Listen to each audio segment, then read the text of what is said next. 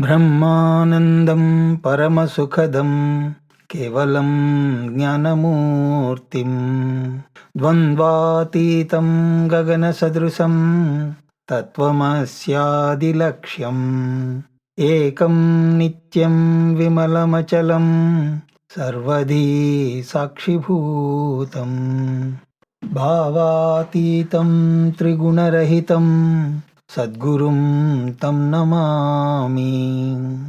ఓం నమః ప్రణవార్థాయ శుద్ధజ్ఞానైకమూర్తయే నిర్మలాయ ప్రశాంతాయ దక్షిణామూర్తయే నమః. శృతిస్మృతిపురాణానాం ఆలయం కరుణాలయం నమామి భగవత్పాదం శంకరం లోకశంకరం. సదాశివసమారంభాం శంకరాచార్యమధ్యమాం అస్మదాచార్యపర్యంతాం వందే గురుపరంపరాం. హరి ఓం. స్మరవారం వారం కార్యక్రమాన్ని వీక్షిస్తున్న ప్రేక్షకులందరికీ స్వాగతం.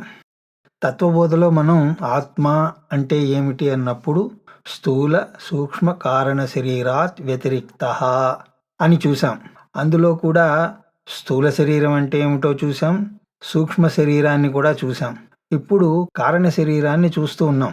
కారణ శరీరంలో కూడా అనిర్వాచ్య, అనాది, అవిద్యారూపం, సత్స్వరూప జ్ఞానం, నిర్వికల్పక రూపం, ఈ విధంగా కొన్ని పదాలను చూసాం.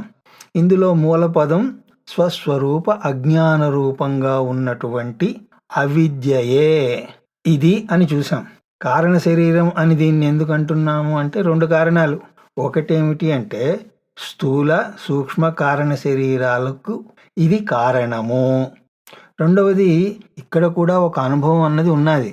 అజ్ఞానం అంటే జ్ఞాన అనుపలబ్ధి, అంటే అది కూడా ఒక అవస్థ. అజ్ఞానం అన్నది ఉండాలన్నా కూడా దానికి కూడా ఒక స్థలం కావాలి, ఒక కౌంటర్ కావాలి. అందుకోసం దీన్ని శరీరము అని అన్నారు. ఇంకో విషయం కూడా ఏమిటి అంటే ఇది తెలిస్తే అజ్ఞానం పోతుంది, అంతమవుతుంది. విషయం తెలుస్తూనే అవిద్య అన్నది పోతుంది. అందుకోసం కూడా దీన్ని శరీరం అని అన్నారు. అయితే ఇంతకు ముందు చెప్పినటువంటి రెండు శరీరాల్లాగా కాదు ఇది. ఇందులో వస్తువేమీ లేదు. కాబట్టి నేను కారణ శరీరాన్ని చూశాను అంటే, చూసావా ఎలా ఉన్నది, రంగురంగులతో ఉన్నది. అంటే నువ్వు ఏదో సైకియాట్రిస్ట్కి చూపించుకోవడం బెటరు. ఇలాంటి విషయాలు ఏదో తెలియని వాళ్ళు అన్నారు అంటే పర్వాలేదు, కానీ బాగా చదువుకున్న వాళ్ళు, తెలిసిన వాళ్ళు కూడా, పేర్లు చెప్పడం మర్యాద కాదు కాబట్టి చెప్పడం లేదు, ఏదో ఒక ఆయన పేరేమిటి, యోగి. ఒకసారి ఒక పెద్ద ఆఫీసరే ఆయన ఒక పుస్తకం రాసి ఆ పుస్తకం మీద ఆ యోగి గారి ఫోటో వేశారు. అది కూడా ఎలా ఉందంటే మీరు గమనించినట్లయితే పూర్వకాలంలో అంటే కెమెరాలో రీల్స్ ఉన్నప్పుడు కొన్ని ఫోటోలు పాడైపోతూ ఉండేవి, ఒకదాని మీద ఒకటి వచ్చేసి సూపర్ ఇంపోజ్ అయ్యి. ఇది ఎందుకు జరుగుతుంది అంటే ఫోటో తీసిన తర్వాత మళ్ళీ నెక్స్ట్ ఫోటోకి ఆ రీల్ని తిప్పాలి. అలా తిప్పకుండా ఫోటో తీసేస్తే అది సూపర్ ఇంపోజ్ అయ్యి ఒక ఫోటో మీద ఇంకొక ఫోటో వచ్చేస్తూ ఉంటుంది. అలాంటిదేదో జరిగింది. ఆ యోగి గారు కూర్చున్నారు. అది ఫోటోగ్రాఫిక్ ట్రిక్ అని ఈ రోజుల్లో చిన్నపిల్లవాడిని అడిగినా కూడా చెప్పేస్తాడు. అలా కూర్చుని ఉంటే పక్క పక్కన ఇంకో రెండు ఫోటోలు కూడా ఆయనవే వచ్చాయి. దాన్ని చూసి ఆయన ఏమంటాడు అంటే, చూసారా యోగి మహారాజ్, ఆయన పేరు చెప్పడం లేదు, ఆయన గుంటూరు పట్టణానికి చెందినటువంటి వారు. ఇక మీరు అనుమాన ప్రమాణంతో ఆయన పేరు కనుక్కోగలరు.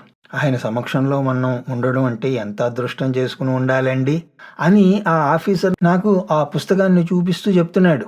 చూసారా, యోగి గారి స్థూల సూక్ష్మ కారణ శరీరాలు. అప్పట్లో నాకు పెద్దగా అర్థమయ్యేది కాదు. ఓహో అని అనుకునేవాడిని. ఎందుకంటే ఇది దగ్గర ఒక 25 ఏళ్ల క్రితం మాట. ఆ తర్వాత శాస్త్రాన్ని చదివిన తర్వాత ఇదంతా మనకి తెలుస్తోంది. అరే, ఈ సూక్ష్మ శరీరం కారణ శరీరం ఇవేవి బయటికి రావు. ఒకవేళ బయటికి వచ్చినా కూడా వాటిని మనం చూడలేం. అవి ఇంద్రియ గోచరాలు కాదు. కారణ శరీరాన్ని చూసావా, ఎలా చూసావు, మంచి పరిమళంతో వాసనతో కూడి వస్తోంది. మంచి వాసన వస్తోంది అంటే ఘ్రాణేంద్రియము అన్నది ముక్కు, నీ శరీరంలోని సూక్ష్మ శరీరంలోని భాగమే కదా. అది బయటికి వచ్చిందా? అది బయటికి వస్తే నువ్వెలా ఉంటావు? ఆ వాసన నీకు ఎలా తెలిసింది? చేత్తో చూసావా? అలాగా ఏవో ఒకటి చెప్తూ ఉంటారు. అలాగే ఆ ఫోటో కింద ఇంకొకటి వ్యాఖ్య, యోగి గారి దత్తాత్రేయ స్వరూపం. దత్తాత్రేయ స్వరూపం ఏమిటి? దశకంఠుడి స్వరూపం కూడా నేను చూపిస్తాను, ఆ ఫోటో నాకు ఇస్తే. ఇంకో 7 తలకాయలు పెడితే దత్తాత్రేయుడేం కర్మ, దశకంఠుడు అవుతాడు. కాబట్టి మనకు శాస్త్రం చదివితే అర్థమవుతుంది. వాళ్ళు ఏదో స్వస్వరూప విషయంలో అజ్ఞానం అన్నారు, కానీ స్వస్వరూపం ఏమిటి? మనకు అన్నింటిలోనూ అజ్ఞానమే కదా. అందుకోసమే శాస్త్రం అన్నది అధ్యయనం చెయ్యాలి. ఈ కారణ శరీరం అన్నది చూడబడేది కాదు, స్పర్శించబడేది కాదు. ఇది అవిద్యా రూపం. దీనికి ఏ రూపం ఉన్నది చెప్పండి? ఏదో ఆ యోగి మహారాజ్ స్థూల సూక్ష్మ కారణ శరీరాలట, మహానుభావుడండి. అయితే అవ్వచ్చు, అలాంటి వాటిని నేను పట్టించుకోను. మహానుభావుడైతే అయ్యాడు. ఆత్మ ఉన్నదా? ఉన్నది. ఆత్మకు సంబంధించిన అజ్ఞానం ఉన్నదా? ఉన్నది. ఇప్పుడు ఆయన ఎవరు? మహానుభావుడైనటువంటి అజ్ఞాని. ఇప్పుడు ఆయన ఏమనాలి? మహానుభావుడైనటువంటి అజ్ఞాని. అయితే అజ్ఞాని అయినటువంటి అజ్ఞానిగా ఉండడమే మంచిది, మహానుభావుడైనటువంటి అజ్ఞానిగా ఉండడం కంటే. మీరే చెప్పండి, ఎడ్యుకేటెడ్ ఈడియట్ బెటరా, అన్ఎడ్యుకేటెడ్ ఈడియట్ బెటరా? వీళ్ళిద్దరూ ఎవరు బెటర్ చెప్పండి? చదువుకోని వాడే బెటర్ కదా. అందుకోసమే ఇక్కడ స్వస్వరూప అజ్ఞానమే దీని స్వరూపంగా చెప్పారు. అలాగే ఇది నిర్వికల్పక రూపం. ఇది అసలు ఎక్కడా కూడా మారదు. దానికి ఒకటే మార్గం, సత్స్వరూపాన్ని తెలుసుకోవడమే. సత్స్వరూప జ్ఞానం వస్తూనే స్వరూప అజ్ఞానం పోతుంది. అంతకు మించి వేరే అవకాశం లేదు. లేదండి, నేను సాధువుల దగ్గరికి వెళ్ళి కూర్చుంటాను అంటే కూర్చోవాలంటే కూర్చోవచ్చు, దానివల్ల ఒరిగేదేం ఉండదు.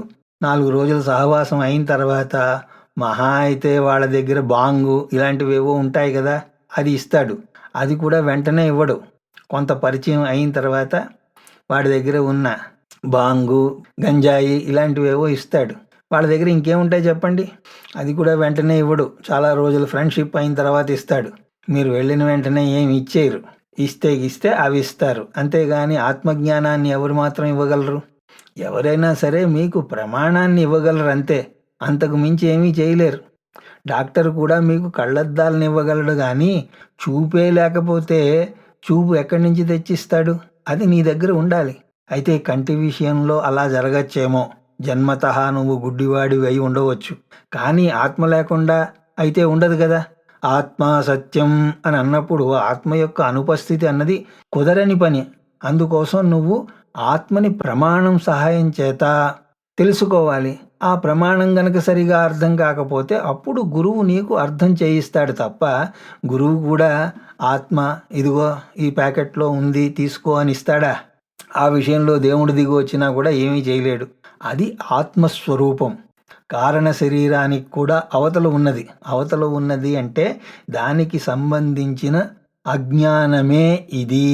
ఇంకో విషయం కూడా ఇక్కడ చెప్పారు, శరీర ద్వయస్య కారణమాత్రం. మాత్రం అంటే ఏమిటో తెలుసా? సంస్కృతంలో మాత్రం అని అన్నప్పుడు తెలుగులో కూడా ఈ పదాన్ని వాడతారు. 5 రూపాయలు మాత్రమే, 99 రూపాయలు మాత్రమే.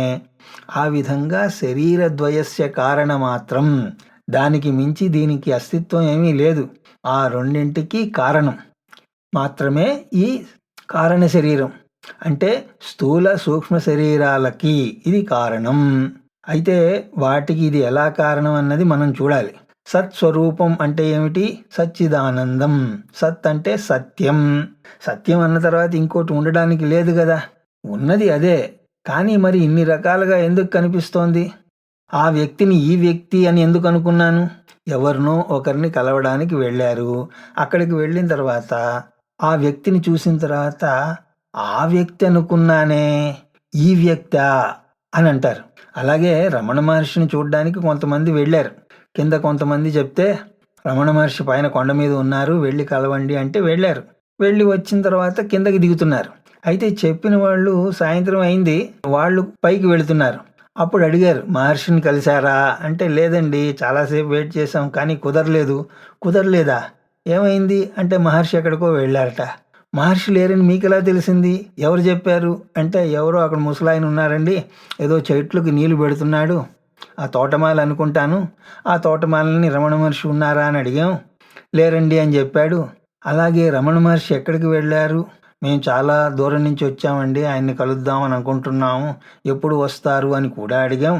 ఏమో నాకు తెలియదన్నాడు.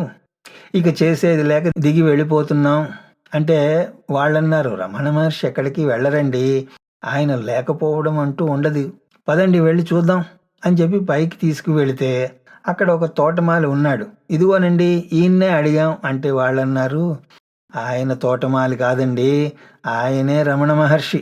మీరు వెళ్ళి రమణ మహర్షినే కలవడానికి వెళ్ళి ఆయన్ని తోటమాలి అని అనుకుని ఎవరో అల్పజ్ఞుడిగా ప్రశ్నించారు.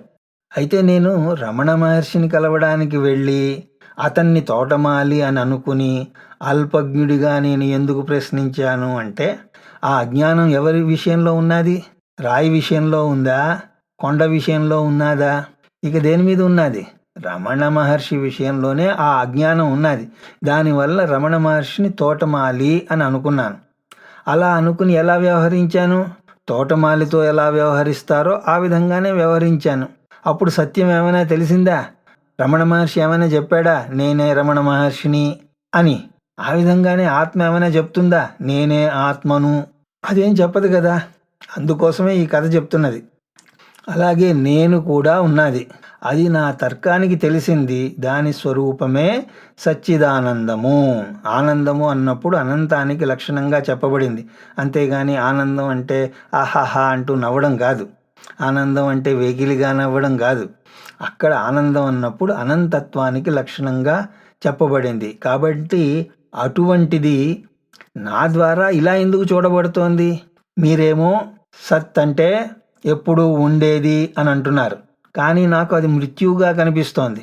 మీరేమో చిత్ జ్ఞానము అని అంటున్నారు, నాకు అది అజ్ఞానంగా కనబడుతోంది. మీరేదో ఆనందం అంటున్నారు, నాకు మాత్రం దుఃఖంగానే కనబడుతోంది. మీరేదో దాన్ని అపరిమితం అని కూడా అంటున్నారు, కానీ నాకు అది అపరిమితంగానే కనబడుతోంది. ఎందుకు ఇలా జరుగుతోంది అంటే దాని పట్ల నాకు అజ్ఞానం ఉంది అంతే. నేను తోటమాలిని ఎందుకు చూశాను? నిజంగా అక్కడ తోటమాలి ఉన్నాడా? ఏదో చెట్లు దగ్గర పనిచేసినంత మాత్రాన ఆయన రమణ మహర్షి కాకుండా పోతాడా? తోటమాలి పని అయినా ఇంకే పని చేసినా కూడా రమణ మహర్షి రమణ మహర్షే. రమణ మహర్షి శీర్షాసనం వేస్తే రమణ మహర్షి అనకుండా మహర్షి రమణ అంటామా? మహర్షి రమణ కూడా కాదు. అదేదో టీవీ ప్రోగ్రాం వస్తూ ఉండేది రివర్స్ గేర్ అని, ఆ రివర్స్లో పాటలన్నీ కూడా పాడుతూ ఉండేవారు. అలాగా రమణ మహర్షిని శ్రీహ మా నారామ అంటామా? ఆయన ఎలా ఉన్నా సరే ఆయన రమణ మహర్షి. మరి నాకు తోటమాలిగా ఎందుకు కనిపించారు అంటే రమణ మహర్షి విషయంలో నాకు అజ్ఞానం ఉన్నది. నిజానికి రమణ మహర్షి విషయంలో కూడా అజ్ఞానం లేదండి. కింద తెలుసుకునే కొండపైకి వచ్చాను కదా, ఆయన స్వరూప విషయంలో అజ్ఞానం ఉంది. ఆయన గోచి పెట్టుకుంటాడు, ఇలాంటి విషయాలు ఏమీ తెలియక స్వరూప విషయంలో అజ్ఞానం ఉండడం వల్ల ఆయనను ఇంకో రకంగా ఆలోచిస్తున్నాను. అదేవిధంగా సచ్చిదానంద బ్రహ్మాన్ని కూడా నేను ప్రకృతిగా చూస్తున్నాను, వీటన్నింటిగా కూడా చూస్తున్నాను. అలా ఎందుకు చూస్తున్నాను అంటే బ్రహ్మము అంటే నాకు తెలియక కాదు, బ్రహ్మము అంటే నాకు తెలుసు, కానీ బ్రహ్మము యొక్క స్వరూపం నాకు తెలియదు. రమణ మహర్షి తెలుసు, రమణ మహర్షి స్వరూపం తెలియదు. రమణ మహర్షి అంటే ఏదో చిన్న గడ్డం ఉంటుంది, ఆయన గోచి పెట్టుకుని ఉంటాడు, ఆయన దగ్గర కేవలం కమండలం కర్ర తప్పితే ఇంకేమీ ఉండవు అని తెలియక మహర్షి అనగానే మనకేదో జడలు అవన్నీ గుర్తొస్తాయి కదా. అలాంటి పరిస్థితి అక్కడ లేదు. కాషాయం ధరించి ఏమీ లేడు, చాలా సాధారణంగా ఉంటాడు అన్న విషయం నాకు తెలియక ఇంకొకరిగా అనుకుంటున్నాను. ఇక్కడ కూడా నానార్థంతో కూడినటువంటి భ్రమజన్యమైనటువంటి దృష్టి నాకు ఎందుకు వచ్చింది అంటే ఒకలాంటి భ్రమతో నేను ఎందుకు చూస్తున్నాను? బ్రహ్మను భ్రమతో ఎందుకు చూస్తున్నాను? బ్రహ్మ విషయంలో ఉన్నటువంటి స్వస్వరూప అజ్ఞానం వల్ల. సత్స్వరూప అజ్ఞానం ఏదైతే ఉందో అదే అవిద్య. ఆ అవిద్య చేత జీవత్వం అన్నది ఏర్పడింది. రమణ మహర్షి స్వరూప విషయంలో, ఇక్కడ స్వరూపం అన్నప్పుడు సచ్చిదానంద స్వరూపం అని అనుకోకండి, మామూలు స్వరూపం. ఆయన స్వరూప విషయంలో అజ్ఞానం ఉండడం చేత అక్కడ తోటమాలి అనేవాడు ఒకడు వచ్చాడు. రమణ మహర్షి ఎవరో తెలిసాక ఇక తోటమాలి ఎందుకు వస్తాడా? రాడు. తోటమాలి అన్నది జీవత్వం. ఇక్కడ బ్రహ్మత్వంలోనే ఆ అవిద్య కారణం చేత నేను జీవత్వాన్ని చూస్తున్నాను. జీవత్వం యొక్క లక్షణాలు ఏమిటి? సంసార లక్షణాలన్నీ కూడా జీవత్వ లక్షణాలే. నేను ఎల్లయ్యను, నేను పుల్లయ్యను, నాకు 2 భార్యలు, 4 పిల్లలు, ఇలాంటివన్నీ కూడా ఏమిటి? ఈ విధంగా ఏదైతే గుర్తింపు ఉన్నాదో దాని పేరే జీవత్వం. ఈ జీవత్వ భ్రాంతి ఎక్కడి నుంచి వచ్చింది అంటే, తోటమాలి ఎక్కడి నుంచి వచ్చాడు? అజ్ఞానంలోంచి వచ్చాడు. ఆ విధంగా సత్స్వరూప అజ్ఞానం అనేటువంటి అవిద్యలోంచి జీవత్వం అన్నది వచ్చింది. ఆ జీవత్వం ఎక్కడ ఉన్నది? దాన్ని మీరు ఎక్కడ చూస్తున్నారు? అక్కడ తోటమాలిని ఎక్కడ చూశారు? రమణ మహర్షిలోనే చూశారు. రమణ మహర్షి పక్కన చూడలేదు, రమణ మహర్షి మీద చూడలేదు, రమణ మహర్షి కింద చూడలేదు. రమణ మహర్షిలోనే చూశారు. ఇంకా చెప్పాలి అంటే రమణ మహర్షిలోనే కాదు, రమణ మహర్షిగానే చూస్తున్నాం. అలాగే ఆ జీవత్వాన్ని నేను ఎక్కడ చూస్తున్నాను? బ్రహ్మ కంటే పృథగ్గా చూడడం లేదు, వేరుగా చూడడం లేదు. బ్రహ్మ కంటే దాన్ని అన్యంగా నేనేమీ చూడడం లేదు. బ్రహ్మలోనే చూస్తున్నాను. ఆ తర్వాత ఆ జీవత్వంలోంచే కర్మ కదులుతోంది. జీవుడను అన్న మరుక్షణం నాలో ఏమిటి వచ్చాయండి? నేను మరణశీలుడను, నేను అజ్ఞానిని, నేను దుఃఖిని. ఇవి పోగొట్టుకోవాలి అంటే ఏదో ఒకటి చేయాలి కదా, ఏదో కర్మ చేయాలి. అలా కర్మ మొదలైంది. అహం సచ్చిదానంద స్వరూప అంటే ఇక కర్మ ఏమున్నా చెప్పండి? అహం సచ్చిదానందం నిర్వికల్పం నిరంజనం నిత్య శుద్ధ బుద్ధ ముక్త స్వరూపం అన్నాక ఇక కర్మ ఏమైనా ఉంటుందా చెప్పండి?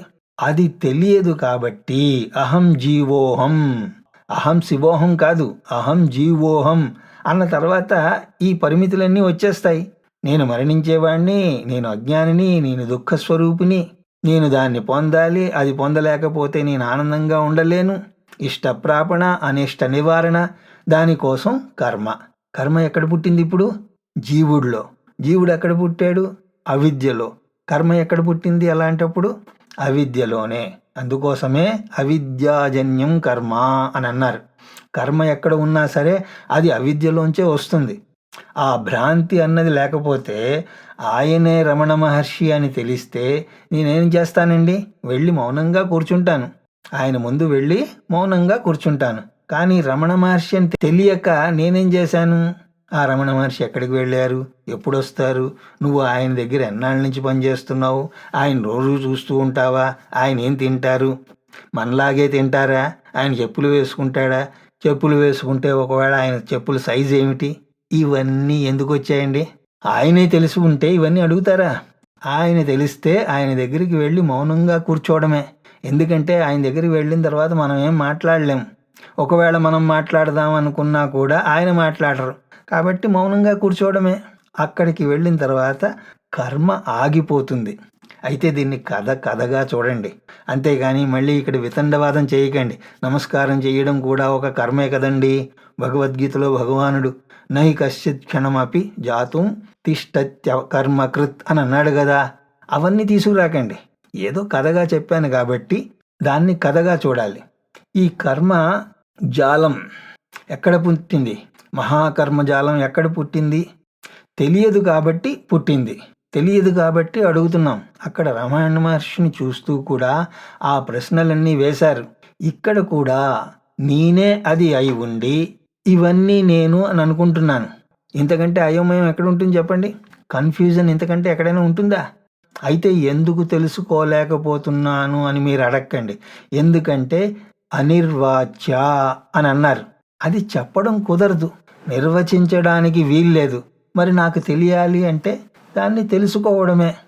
అయితే రామకృష్ణ పరమహంసని ఒకళ్ళు అడిగారట, ఏంటండి అది ఆత్మ తెలియబడదు, నువ్వే తెలుసుకోవాలంటారు, ఏమిటి అసలు? దాన్ని తెలుసుకుంటే ఈ అయోమయం ఎందుకు వచ్చిందో కూడా తెలుస్తుందంటారు, ఇదంతా ఏమిటి అంటే ఆయన ఒక చిన్న ఉదాహరణ చెప్తూ, ఒక చిన్న పిల్ల తల్లితో అడుగుతోంది, అమ్మా నువ్వు నాన్నగారు రాత్రి రోజు ఏం చేస్తూ ఉంటారు, తలుపు వేసుకుంటారు కదా. అలా అడిగినప్పుడు ఆ తల్లి మాత్రం ఏం చెప్తుంది? టైం వస్తుందిలే అప్పుడు నీకు తెలుస్తుంది అని అన్నది. రామకృష్ణ పరమహంస గారు చెప్పినటువంటి చాలా మంచి కథల్లో ఇదొకటి. ఆ తర్వాత ఆ అమ్మాయికి పెళ్ళిడు వచ్చింది, పెళ్ళి అయిపోయింది. ఇప్పుడు తల్లి అడిగింది, రాత్రి ఏం చేసి వచ్చావు అని. ఆ అమ్మాయి మాత్రం ఏం చెప్తుంది? నవ్వేసింది. అలాగా ఇక మాటలు లేవు. ఇదే ఆత్మ విషయంలో కూడా. అది నువ్వు తెలుసుకోవాల్సిందే. ఎందుకు అలాగా అన్నా నేను చెప్పలేను. ఎందుకు చెప్పలేవు అంటే నిర్వక్తుం అయోగ్య, దాన్ని చెప్పడమే కుదరదు. ఏ పదాలతోనూ దాన్ని చెప్పడం కుదరదు. ఒకవేళ చెప్పేందుకు ప్రయత్నం చేసినా సరే మీ అయోమయం ఇంకా పెరుగుతుందే తప్ప తగ్గదు. ఎందుకో వచ్చిందే అజ్ఞానం, దాన్ని పోగొట్టుకునే ప్రయత్నం చెయ్యి. ఆ అజ్ఞానం ఎందుకు అలా ఉంది అని ఆ రీసెర్చ్ అంతా ఎందుకు చెప్పు, అది తెలుసుకుంటే పాయే. ఆ విధంగా అవిద్యలోంచి జీవత్వం, జీవత్వం అనే భ్రాంతి, అందులోంచి కర్మ, కర్మలోంచి నువ్వు ఎందుకు పుట్టావు అంటే కర్మలోంచి జన్మ.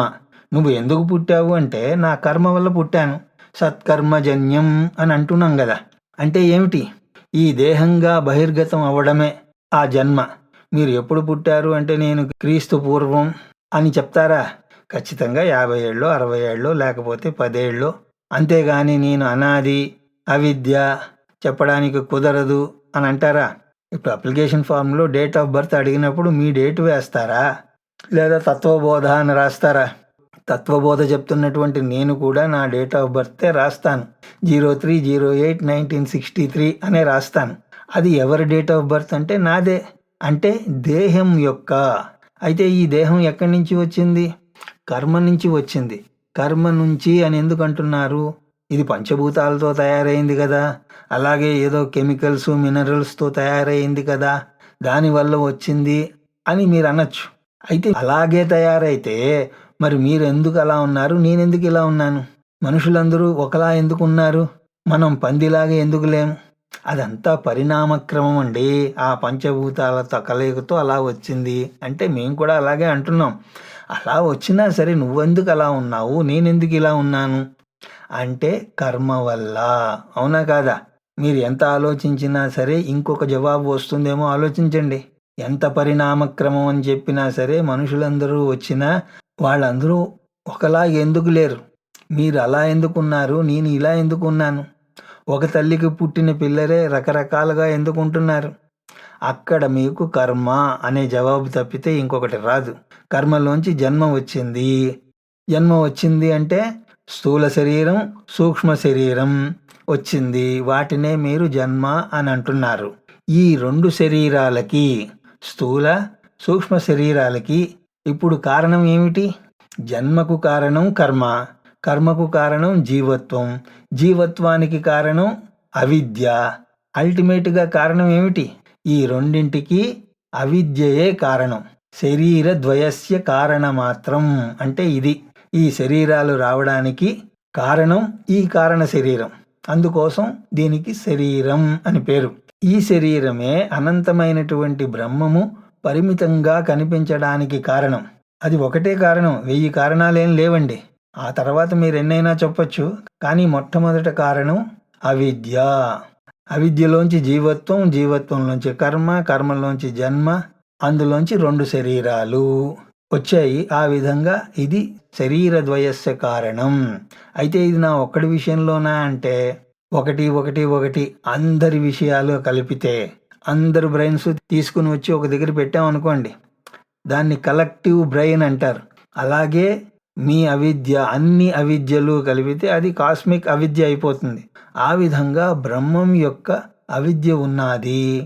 అయితే ఈ శరీరాలన్నీ కూడా ఎవరు తయారు చేశారు అన్నప్పుడు ఈశ్వరుడు అని అన్నారు. వేదాంతంలో ఈశ్వరుణ్ణి అందుకు తీసుకురావాల్సి వచ్చింది. ఇవన్నీ తయారు చేయాలంటే ఒక శాసనం పనిచేయాలి. ఆ శాసనమే ఈశ్వరుడు. ఇక్కడ మనం చేయాల్సిన పనులన్నా ఏమిటి అంటే అజ్ఞానాన్ని విచారించడం కాదు, ఏ విషయంలో అజ్ఞానం ఉన్నది అని తెలుసుకోవాలి. అలాగే ఈ శరీరాలు ఏమిటి అన్నది తెలుసుకోవడం కూడా నా ముఖ్య ఉద్దేశం అది కాదు. నా ఉద్దేశం ఏమిటి? తత్వబోధ కోసం వీటన్నింటినీ కూడా చూస్తూ వెళుతున్నాం. ఇది శరీర ద్వయాలకి కారణంగా కనిపిస్తోంది కాబట్టి అది కూడా శుద్ధ అవిద్య అయి ఉండాలి. ఆ శుద్ధ అవిద్య విద్యతోనే పోతుంది. రేపు నాకు నా యొక్క స్వరూప విషయంలో బోధ కలిగితే ఆ అవిద్య ఏమవుతుందండి? అవిద్య అంతమవుతుంది. ఆత్మ అంతమవుతుందా చెప్పండి? కానీ కారణ శరీరం అంతమవుతోంది. కాబట్టి కారణ శరీరం కూడా ఆత్మ అవడానికి వీలు లేదు. ఇప్పుడు గ్రంథకర్త చెప్పాల్సిన పని ఏమీ లేదు, మీరైనా చెప్పచ్చు. స్థూల సూక్ష్మ కారణ శరీరాత్ వ్యతిరిక్త. వాళ్ళేం నాకు చెప్పనక్కర్లేదు, నాకే అర్థమవుతోంది. ఎందుకంటే ఈ 3 శరీరాలకి అంతం ఉన్నది. ఎవరో చెప్పారు అని వినడం కాదు, నేను అధ్యయనం చేసి దర్శించాను. కాబట్టి ఇవేవీ కూడా ఆత్మతోటి నిలబడలేవు. కారణ శరీరం కూడా పైకి ఎలా అనిపించినా కూడా దానికి కూడా అంతం ఉంది అని తెలిసిపోయింది. కాబట్టి ఇది కాకి కోకిల వ్యవహారం లాగానే ఉంటుంది. కాకి కోకిల ఒకలాగే ఉంటాయి, కానీ కూసినప్పుడు మాత్రం తెలుస్తుంది. ఆ విధంగానే కారణ శరీరం కూడా ఆత్మలాగే అనిపించినా కూడా ఇది ఆత్మ కాదు అని విచారణలో తేలింది. ఆ విధంగా ఒక భాగం పూర్తయింది. ఆత్మాకహ అన్నప్పుడు స్థూల సూక్ష్మ కారణ శరీరాత్ వ్యతిరిక్త అన్నారు. అదేమిటో చూశాం. ఆ తర్వాత పంచకోశాతీత అవస్థాత్రయ సాక్షి అని అంటున్నారు. ఆ అవస్థాత్రయం ఏమిటో మనం తర్వాత తరగతిలో దర్శించే ప్రయత్నం చేద్దాం అని తెలియజేసుకుంటూ, నా మాటలను ఎంతో శ్రద్ధగా వింటున్న మీ అందరికీ శిరస్సు వంచి నమస్కరిస్తూ, హరి ఓం తత్సత్.